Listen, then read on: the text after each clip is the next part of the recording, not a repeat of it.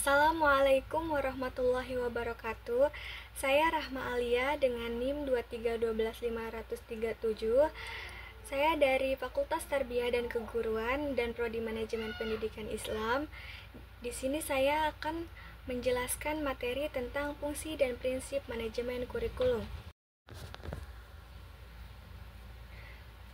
Materi pembahasan yang akan dibahas yaitu ada pengertian manajemen kurikulum, ruang lingkup manajemen kurikulum, fungsi-fungsi manajemen kurikulum, dan prinsip-prinsip manajemen kurikulum.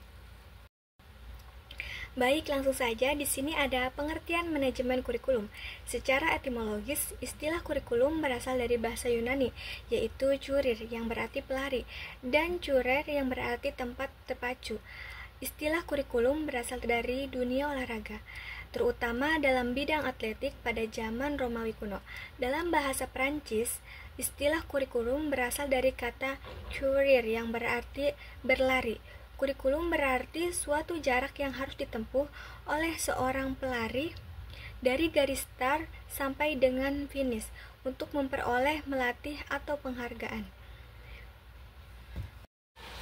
Menurut salah satu pakar, kurikulum adalah seperangkat rencana dan pengaturan mengenai tujuan, isi, dan bahasa pelajaran serta bahan yang digunakan sebagai pedoman penyelenggaraan kegiatan pembelajaran untuk mencapai tujuan pendidikan tertentu.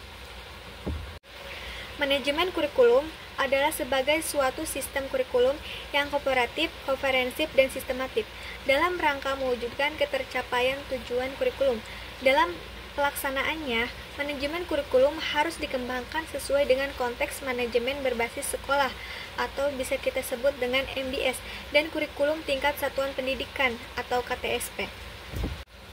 Oleh karena itu, otonomi yang diberikan pada lembaga pendidikan dalam mengelola kurikulum secara mandiri dengan memprioritaskan kebutuhan dan ketercapaian sasaran dalam visi dan misi lembaga pendidikan, tidak mengabaikan kebijaksanaan nasional yang telah ditetapkan.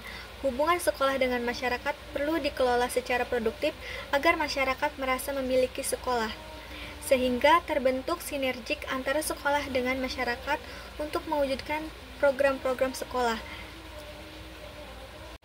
Dengan demikian, keterlibatan masyarakat dalam manajemen kurikulum dimaksudkan agar dapat membantu dan mengontrol implementasi kurikulum, sehingga lembaga pendidikan atau sekolah selain dituntut kooperatif, juga mampu mandiri dalam mengidentifikasi kebutuhan kurikulum,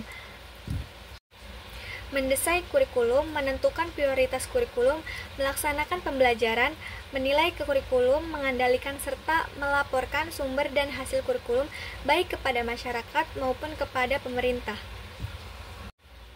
Selanjutnya, ada ruang lingkup manajemen kurikulum.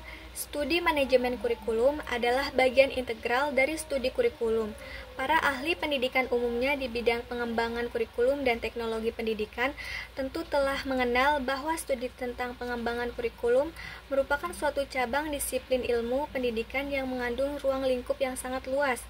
Studi ini bukan saja mencakup kegiatan pembelajaran dasar-dasarnya, tetapi juga mempelajari kurikulum yang dikembangkan dan dilaksanakan pada semua jenjang pendidikan. Di samping itu, meliputi studi yang mendalam tentang bidang-bidang perencanaan kurikulum, manajemen kurikulum, evaluasi, dan riset kurikulum.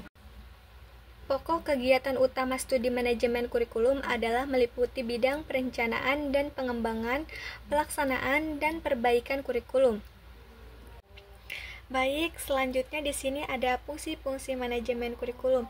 Yang pertama itu ada fungsi perencanaan kurikulum, yang kedua ada fungsi organisasi kurikulum, yang ketiga ada fungsi implementasi kurikulum, yang keempat ada fungsi pengawasan, yang kelima ada fungsi penyesuaian, yang keenam ada fungsi integrasi, yang ketujuh ada fungsi diferensiasi, yang kedelapan ada fungsi persiapan, yang kesembilan yaitu ada fungsi evaluasi atau penilaian. Yang pertama itu ada fungsi perencanaan kurikulum. Maksud dari manajemen dalam perencanaan kurikulum adalah keahlian mening, dalam arti kemampuan merencanakan dan mengorganisasikan kurikulum. Hal-hal yang perlu diperhatikan dalam proses perencanaan kurikulum adalah siapa yang bertanggung jawab dalam perencanaan kurikulum, dan bagaimana perencanaan kurikulum itu direncanakan secara operasional. Terdapat 3 kondisi yang perlu dianalisis setiap perencanaan kurikulum, yaitu ada kondisi sosial kultural, kemampuan profesional manajerial menuntut kemampuan untuk dapat mengelola atau memanfaatkan berbagai sumber yang ada di masyarakat untuk dijadikan narasumber. Menurut para ahli, kegiatan pendidikan merupakan kegiatan behavioral, di mana di dalamnya terjadi berbagai interaksi sosial antara guru dengan murid, murid dengan murid, dan atau guru dengan murid dengan lingkungannya. Yang kedua ada ketersediaan fasilitas. Ketersediaan fasilitas adalah ketersediaan sarana dan prasarana yang mendukung proses pembelajaran seperti gedung sekolah, ruang kelas, laboratorium, perpustakaan, dan fasilitas lainnya yang diperlukan untuk mencapai tujuan pendidikan.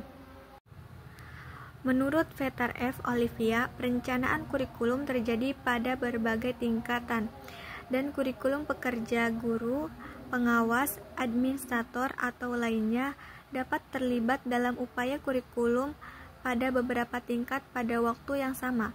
Semua guru yang terlibat dalam perencanaan kurikulum di tingkat kelas, guru yang paling berpartisipasi dalam kurikulum. Tingkat perencanaan di mana fungsi guru dapat konseptualisasikan sebagai sosok yang ditunjukkan. Selanjutnya ada karakteristik perencanaan kurikulum.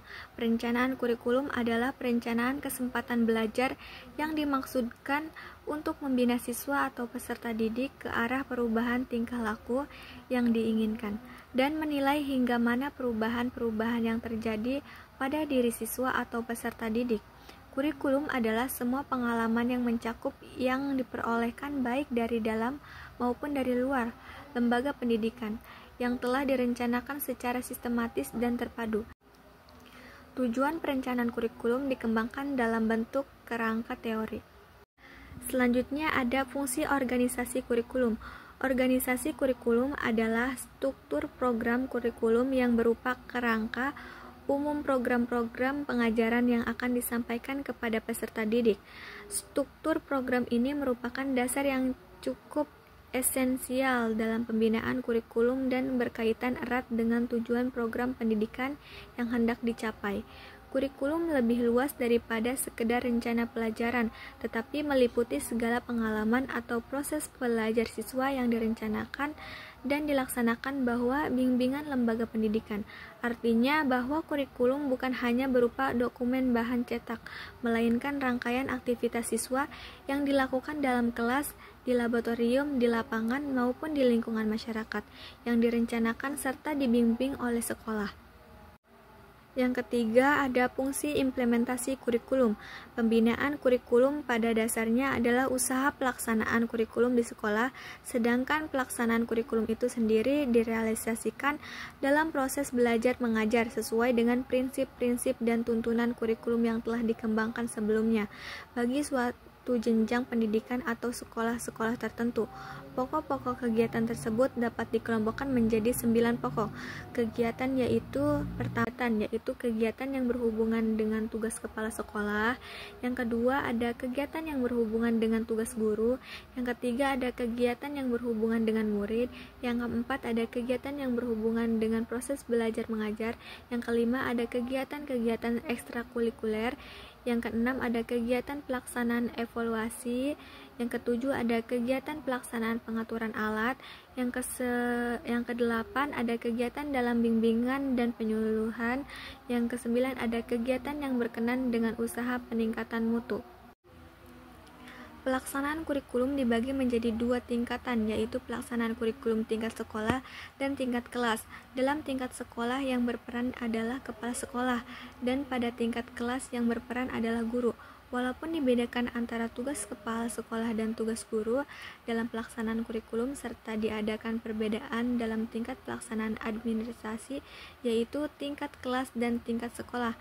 Namun antara kedua tingkat dalam pelaksanaan administrasi kurikulum tersebut senantiasa bergandengan dengan bersama-sama bertanggung jawab melaksanakan proses administrasi kurikulum.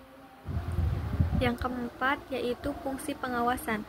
Pengawasan kurikulum dalam peningkatan mutu pembelajaran dilaksanakan dengan 2 cara. yaitu pengawasan langsung dan pengawasan tidak langsung. Pengawasan langsung merupakan pengawasan yang dilakukan oleh yayasan atau kepala madrasah serta pengawasan madrasah dari dinas pendidikan setempat. Melalui pengawasan tersebut, kepala madrasah dan pengawas pendidikan langsung mendatangi ruang kelas dan melakukan kegiatan monitoring terhadap pelaksanaan pembelajaran. Sedangkan pengawasan tidak langsung merupakan pengawasan yang dilakukan kepala madrasah pada waktu-waktu tertentu terhadap proses pembelajaran tanpa diketahui oleh para guru dan siswa. Yang kelima yaitu fungsi penyesuaian. Fungsi penyesuaian adalah proses penyesuaian kurikulum dengan kebutuhan siswa, perkembangan ilmu pengetahuan dan teknologi, dan kebijakan pendidikan untuk memastikan bahwa kurikulum yang dikembangkan relevan, efektif, dan sesuai dengan kebutuhan masyarakat. Proses penyesuaian ini meliputi analisis kebutuhan siswa, analisis perkembangan ilmu, pengetahuan, dan teknologi, dan analisis kebijakan pendidikan. Yang keenam, fungsi integrasi. Fungsi integrasi adalah proses pengintegrasian kurikulum dengan mata pelajaran lain, kegiatan ekstrakurikuler, dan masyarakat untuk memastikan bahwa kurikulum yang dikembangkan holistik, berkesinambungan, dan sesuai dengan kebutuhan masyarakat. Proses integrasi ini meliputi pengintegrasian kurikulum dengan mata pelajaran lain, pengintegrasian kurikulum dengan kegiatan ekstrakurikuler, dan pengintegrasian kurikulum dengan masyarakat. Fungsi diferensiasi. Fungsi diferensiasi adalah proses pendiferensiasian kurikulum berdasarkan kemampuan, minat, dan kebutuhan siswa untuk memastikan bahwa kurikulum yang dikembangkan sesuai dengan kebutuhan individu siswa. Proses diferensiasi ini meliputi analisis kemampuan siswa, analisis minat siswa, dan analisis kebutuhan siswa. Yang terakhir ada fungsi evaluasi atau penilaian. Fungsi evaluasi atau penilaian adalah proses evaluasi atau penilaian kurikulum untuk memastikan bahwa kurikulum yang dikembangkan efektif, efisien, dan sesuai dengan kebutuhan masyarakat. Proses evaluasi atau penilaian ini meliputi evaluasi atau penilaian kurikulum, evaluasi atau penilaian proses pembelajaran, dan evaluasi penilaian hasil pembelajaran. Prinsip-prinsip manajemen kurikulum. Prinsip manajemen kurikulum meliputi perencanaan, perorganisasian, pelaksanaan, dan evaluasi kurikulum.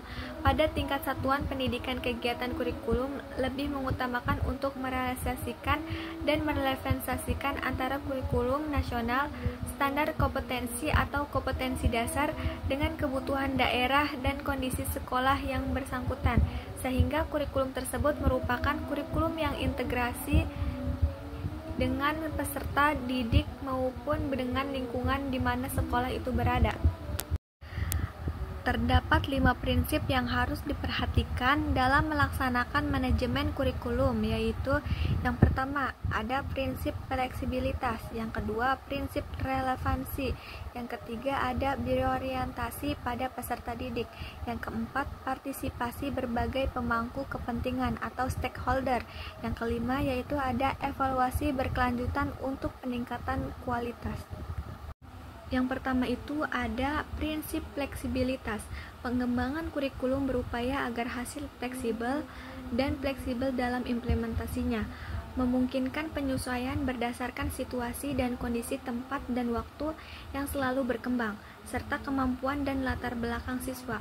Peran kurikulum di sini sangat penting terhadap perkembangan siswa. Untuk itu, prinsip fleksibel ini harus benar-benar diperhatikan sebagai pengunjung untuk peningkatan mutu pendidikan.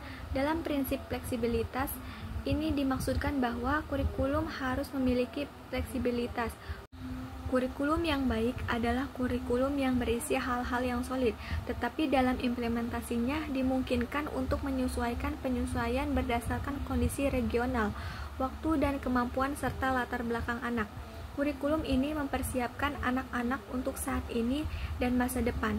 Kurikulum tetap fleksibel di mana saja, bahkan untuk anak-anak yang memiliki latar belakang dan kemampuan yang berbeda. Pengembangan kurikulum masih bisa dilakukan kurikulum harus menyediakan ruang untuk memberikan kebebasan bagi pendidik untuk mengembangkan program pembelajaran. Pendidik dalam hal ini memiliki kewenangan dalam mengembangkan kurikulum yang sesuai dengan minat, kebutuhan siswa, dan kebutuhan bidang lingkungan mereka.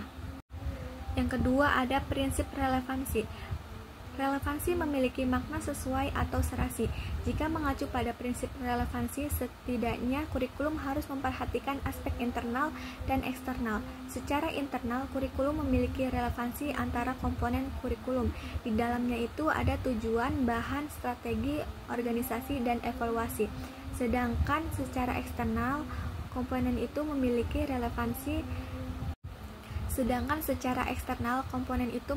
relevansi dengan tuntunan sains dan teknologi, atau disebut relevansi epistemologis, tuntunan dan potensi siswa atau relevansi psikologis, serta tuntunan dan kebutuhan pengembangan masyarakat atau relevansi sosiologis.